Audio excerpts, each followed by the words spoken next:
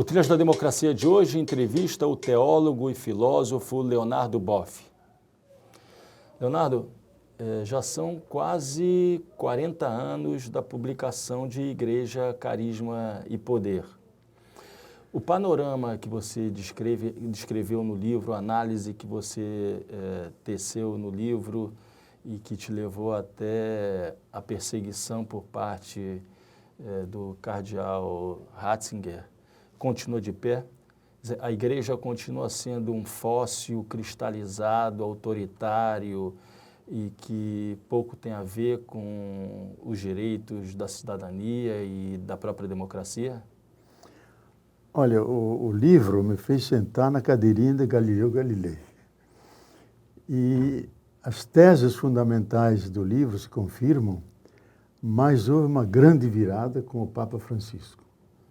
Porque a parte positiva, propositiva que eu colocava de uma igreja que não é um castelo fechado, mas é um hospital de campanha aberto a todo mundo e dialoga com a sociedade, esse Papa assumiu isso, ele vendo o caldo cultural da teologia da libertação.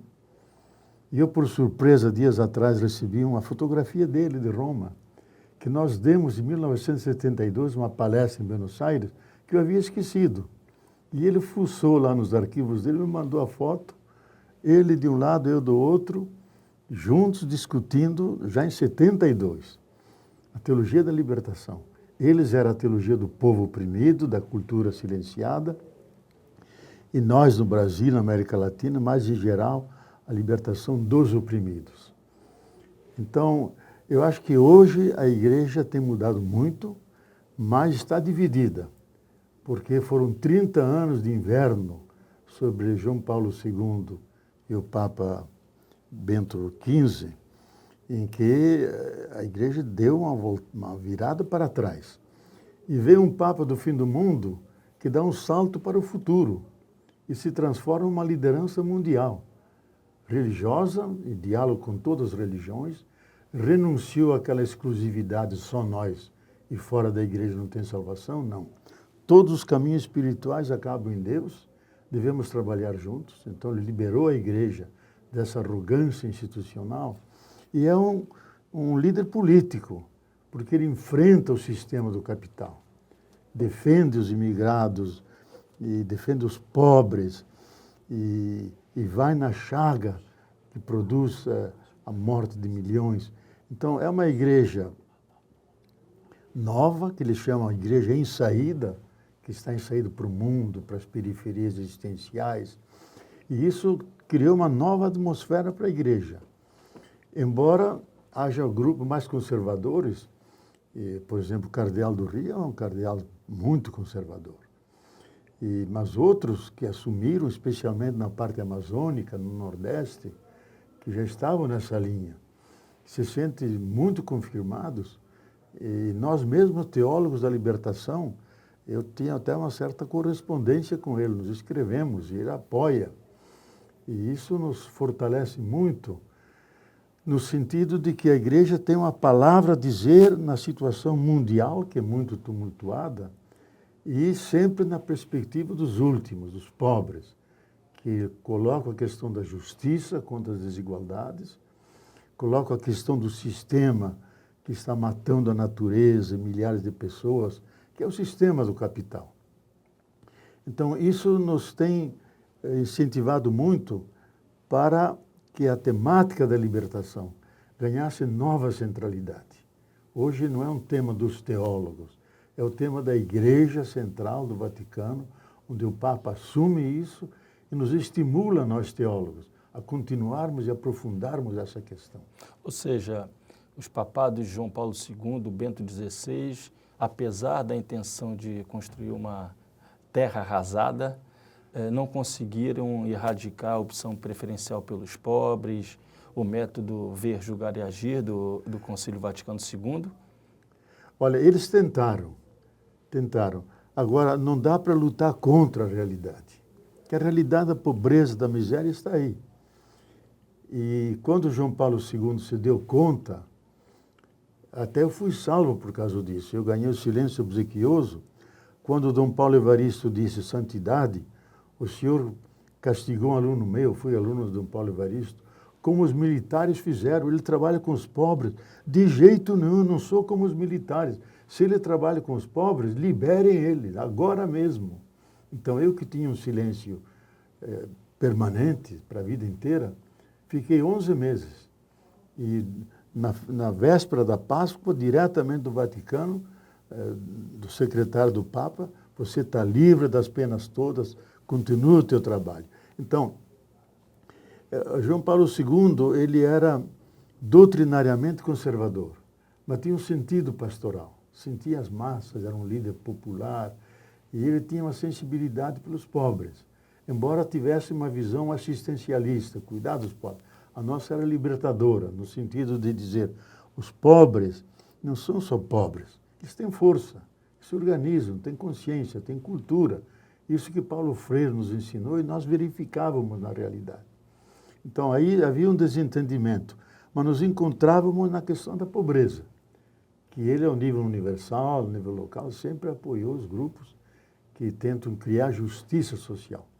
E esse Papa coloca no centro, o Papa Francisco, e era a polêmica que ele tinha com a Cristina, porque a Cristina Kirchner fazia grande política peronista, social, o Papa dizia, não é isso, nós temos que instaurar justiça social, o resto é assistencialismo. E isso eu acho que muda a visão da igreja na sua atuação na sociedade, que ela toma partido. Então, na verdade, a polêmica que foi levantada à época por determinados setores progressistas, né, tentando identificar as posições do Papa Francisco com posições mais conservadoras, são compreensíveis nessa crítica que ele fazia a Cristina Kirchner. Foi essa crítica, porque ele era químico, uma vocação adulta.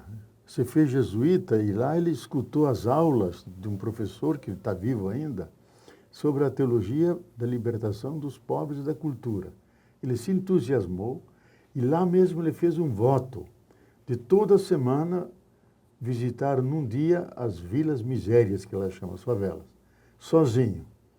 E ele, de fato, sempre fez isso como padre, depois como bispo, como cardeal, nunca deixou de fazer isso, porque era contato com a miséria, com a pobreza.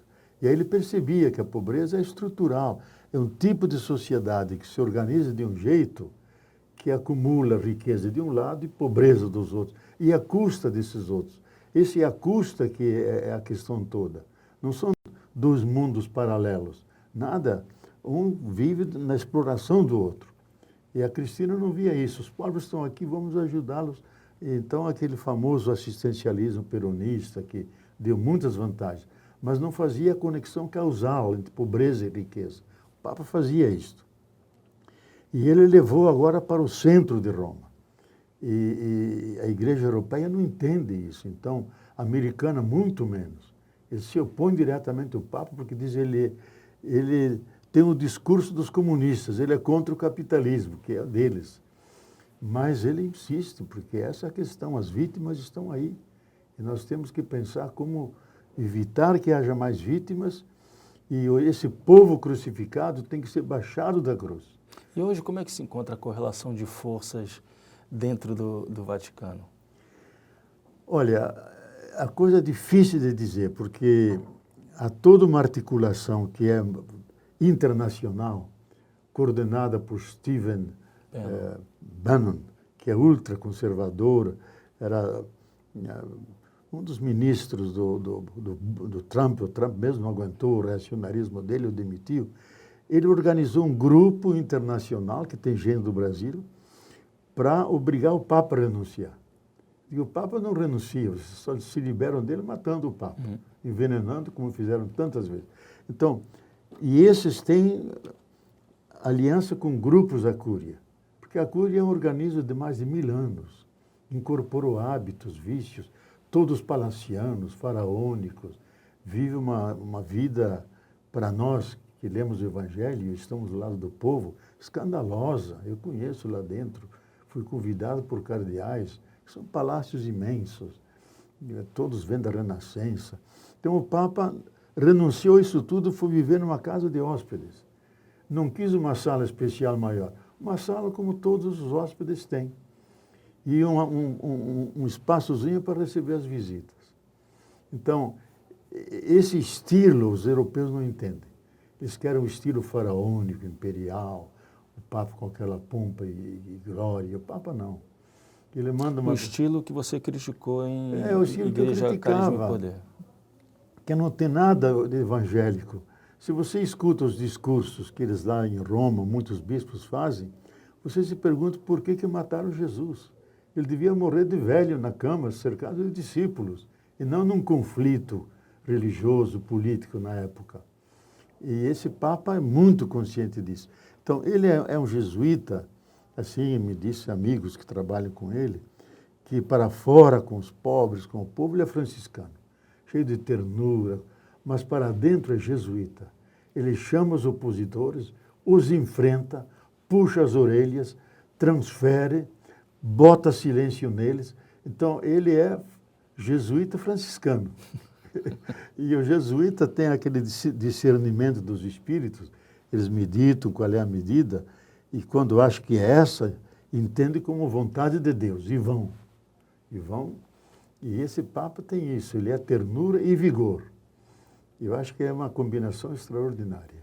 Você chegou a dizer que ele é a grande liderança política, humanista desse início do século XXI? Hoje notamos um vazio de lideranças no mundo, porque os chefes de Estado, quase todos, vieram das escolas de administração. Não administrar o Estado, administrar o capital. Então não tem voz profética, irradiação, não abre um horizonte de futuro. É resolver os problemas internos, as contradições que o próprio sistema do capital criou a nível mundial. Ora, esse Papa vem de outra tradição. Ele escapa desse jogo de poderes e vê a humanidade em risco e o planeta Terra também, porque a voracidade do sistema do capital é tão grande sobre a natureza que está destruindo as bases físico-químicas que sustentam a vida. E nós podemos ir ao encontro de uma grande crise ecológico-social. Então, o Papa é alguém que entendeu essa questão, escreveu uma encíclica, não para os cristãos, para a humanidade. E é sobre o cuidado da casa comum. Boff, apesar do Papa Francisco ter trazido para a sua política à frente do Vaticano a questão ecológica, você, desde os anos 80, já começa a fazer essa transição, na verdade, essa superação dialética, me permita dizer isso, da teologia da libertação para uma ecoteologia da libertação. Eu queria que você dissesse o que te influenciou, que contexto te influenciou, que autores te levaram a fazer essa ultrapassagem dialética. Bom, eu como franciscano sempre tinha essa ligação com a natureza, que é o grande legado de São Francisco. Mas nos anos 80 eu me dei conta que o eixo central da teologia da libertação é a opção pelos pobres, contra a pobreza e a favor da justiça social e da libertação. Então eu digo, a mesma lógica que explora as pessoas, explora os trabalhadores, explora as nações, essa mesma lógica explora a natureza. Destrói a natureza. E destrói e exaure os ecossistemas. Então eu digo, dentro da opção pelos pobres, temos que colocar o grande pobre, que é a casa comum ao planeta Terra. E eu comecei a fazer uma teologia, ecoteologia da libertação. Custou muito, porque não dá para fazer com as categorias comuns da teologia e da filosofia. Eu tive que estudar durante 2, 3 anos a física quântica, a nova cosmologia, a astrofísica, essas ciências da Terra e da vida, para formar as categorias, para pensar a Terra de outra forma. E consegui isso. E junto com um cosmólogo norte-americano, trabalhamos 13 anos e escrevemos um livro grande, o Tal da Libertação, Novas Fronteiras da Libertação, e ganhamos nos Estados Unidos a medalha de ouro em ciência e cosmologia. Então, digo, no coração do império nós ganharmos esse prêmio é uma coisa extraordinária. O livro causou um impacto grande, um livro grande, quase 600 páginas, foi traduzido em tudo quanto é língua, mas modificou a minha cabeça. Então eu digo, nós temos que fazer uma ecoteologia da libertação, e o livro que deu um sentido mais, grande vulgarização disso, se chama Ecologia, Grito da Terra, Grito dos Pobres. Expressão que o Papa até assumiu na própria encíclica. E esse título levou ao pessoal lá da Suécia a me dar o Prêmio Nobel Alternativo da Paz, porque eu combinava 4 tipos de ecologias: a ambiental, a social, a política, a mental, a educacional e a espiritual. Essa visão mais ampla quase não se ouvia nos discursos, era tudo o discurso centrado no ambiente. E o Papa efetivamente assumiu uma ecologia integral, não é uma encíclica verde, é uma teologia que entra na política, entra nos costumes, entra na sociedade, culmina com a visão espiritual do mundo. Então, foi um trabalho penoso. No começo, os meus colegas não entendiam. E hoje é a ponta avançada da teologia da libertação. Porque a Terra ganhou uma nova centralidade. Ela se tornou um grande problema para toda a humanidade. Ou cuidamos da Terra, ou vamos ao encontro de um superaquecimento global, exaustão dos bens e serviços naturais, e aí entra numa espécie de crise sistêmica. O sistema Terra, o sistema Vida, podem ter um colapso. E, Boff, o que diferencia a ecoteologia da libertação das correntes ecossocialistas? Olha, há uma diferença, e eu tenho até uma polêmica com um grande nome, que é amigo do Brasil, Michael Levy, que é um brasileiro, vive na França, e ele fundou o movimento internacional do ecossocialismo. Mas eles, no meu modo de ver, não suficientemente dialogam com o novo paradigma que vem da nova cosmologia, da astrofísica, da nova biologia.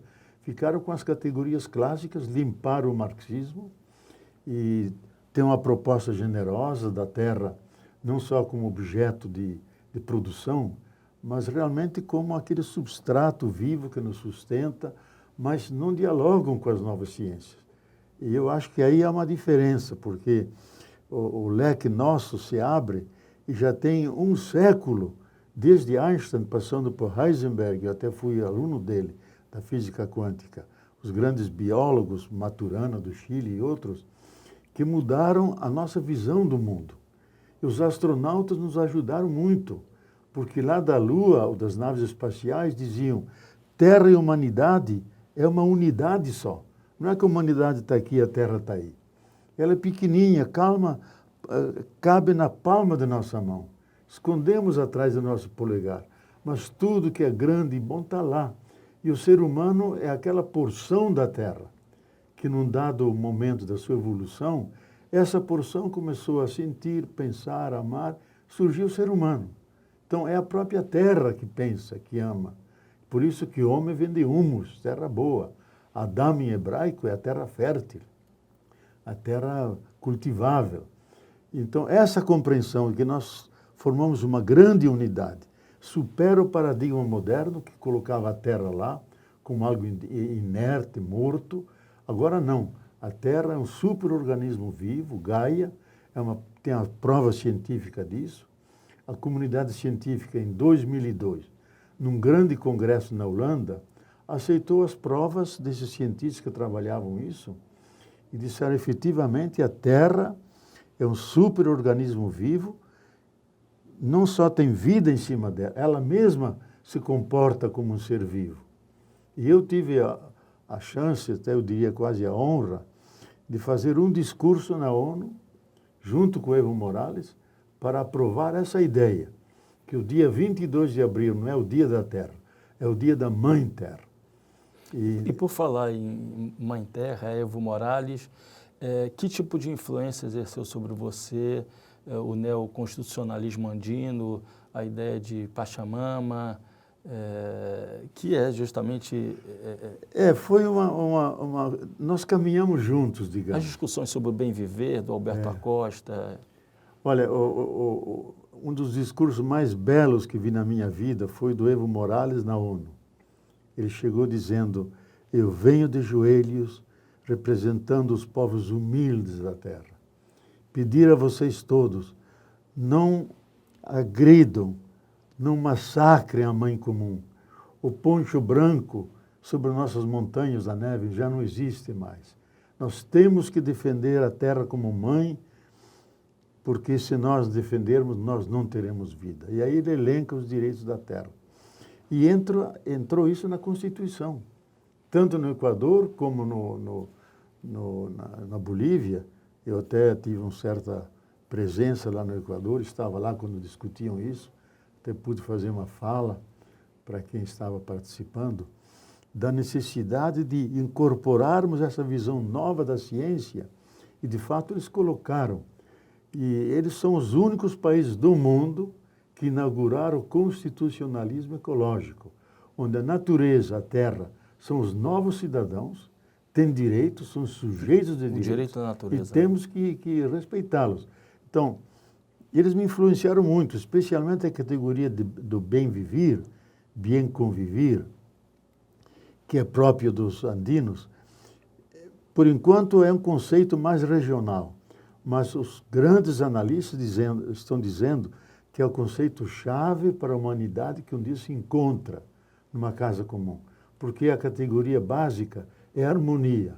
Harmonia com o casal, harmonia com os filhos, harmonia na sociedade, com as montanhas, com as águas, com as divindades. Então, não é uma economia da acumulação, é uma economia da sustentação da vida, de toda a vida. É uma outra ideia do oikos, né? Do oikos, no sentido grego do oikos, da casa comum, e nós somos guardiães da casa comum. E eles vivem isso. Se você vai na Bolívia, no Equador, eu acabei de voltar do Equador agora, conversando com não sei quantos caciques, passei um dia inteiro com 15 deles. Essa compreensão é tão natural que quando a gente fala, eles começam a rir, porque nós achamos que é nova, para eles é ancestral, é natural deles. Então nós devemos revisitar a eles, eles sabem como tratar a natureza. Não sem razão o Papa fez o sino do Pan-Amazônico aqui na América Latina, quer dizer, envolveu toda a parte amazônica, que recobre 9 países, para pensar os equilíbrios da natureza, que equilibram os climas, as águas, para todo o planeta. Então, o futuro da vida, o futuro da nossa civilização, passa por nós. Porque aqui estão os elementos que sustentam a comunidade de vida, não só os seres humanos, porque existe a comunidade de vida, que são os animais, plantas, micro-organismos, tudo aquilo que compõe a vitalidade da Terra. E isso é o grande conceito hoje que está entrando mais e mais na consciência coletiva, e eu espero que surja uma cultura, uma biocivilização, onde o centro não é o desenvolvimento sustentado, mas é a vida e, em função da vida, a economia e a política. E Boff, você que é um defensor desse tipo de sociedade harmonizada com a natureza, reencontrada na natureza, como é que você encarou, por exemplo, iniciativas do governo brasileiro, e eu estou falando do governo Lula, na construção de Belo Monte, por exemplo? Eu fiz polêmica ali, eu lamento pessoalmente que há poucos do PT que incorporaram a consciência ecológica. Nós trabalhamos muito com o Lula, até na prisão lá, eu fui lá dizendo: Lula, é importante que você incorpore, porque o Brasil é o G0, tem o G2, G7, G20, o Brasil em ecologia é o Z0. Um dia a coisa passa por aqui, então você tem que incorporar como projeto político, mas ele vem da tradição do trabalho, do sindicato, então está dentro do discurso, mas ele não tem força e centralidade. E esse governo que está ali é contra a natureza, é inimigo da vida, porque permite desmatamento, permite a mineração, permite o garimpo, que danifica, que quebra os equilíbrios, ataca os indígenas, invade suas terras. Então é um homem de uma perversidade ecológica inominável. E nós temos que denunciar isso. O atual presidente da República. O atual presidente e o seu ministro, que não gosta da natureza. E é ministro do meio ambiente. Então, eu acho que é um desafio para a nossa cultura, se nós queremos ter futuro. Porque grandes nomes estão anunciando, ou a gente cuida do planeta, nos demos as mãos, ou vamos engrossar o cortejo daqueles que rumam na direção de sua sepultura. Foi a última grande entrevista desse grande pensador, o Bauman, antes de morrer. Zygmunt Bauman. Então, eu acho que nós, como intelectuais, devemos falar isso. Agora, é um discurso antissistêmico, porque se o sistema tomar a sério, ele tem que mudar a modo de produção, o modo de consumo, a relação com a natureza, porque ele tem a relação da natureza como algo a ser explorado. Natureza está lá, e nós dizemos, a natureza está aqui, nós somos parte da natureza. Você citou o Bauman, e uma das metáforas mais felizes que eu li num livro do Bauman é aquela dos turistas e vagabundos, né? Nós vivemos num mundo em que o turismo, no sentido do Bauman, se tornou uma forma de ser da humanidade, de uma parcela da humanidade que se vincula, se relaciona com a natureza dessa maneira descartável, né? Mas eu acho que essa é a ideia central, né? Da descartabilidade da natureza e do próprio ser humano, né? Para mim, a grande revolução está nisso, viu? Que tipo de relação nós temos com a natureza? Todos os povos antigos e os povos originários, nossos indígenas, Yanomamis, Tupis Guaranis, os outros, eles têm um profundo sentimento de pertença. Pertence à natureza. Quando eles entram na mata, eles pedem licença. Quando derrubam uma árvore, eles fazem um rito de desculpa. Por quê? Porque estão agredindo e replantam a árvore. Então, toda a nossa cultura do século XVI para cá, que criou a tecnociência, considera a terra, a natureza, uma coisa morta, inerte, res extensa, diz, uma coisa que está ali, o nosso desfrute.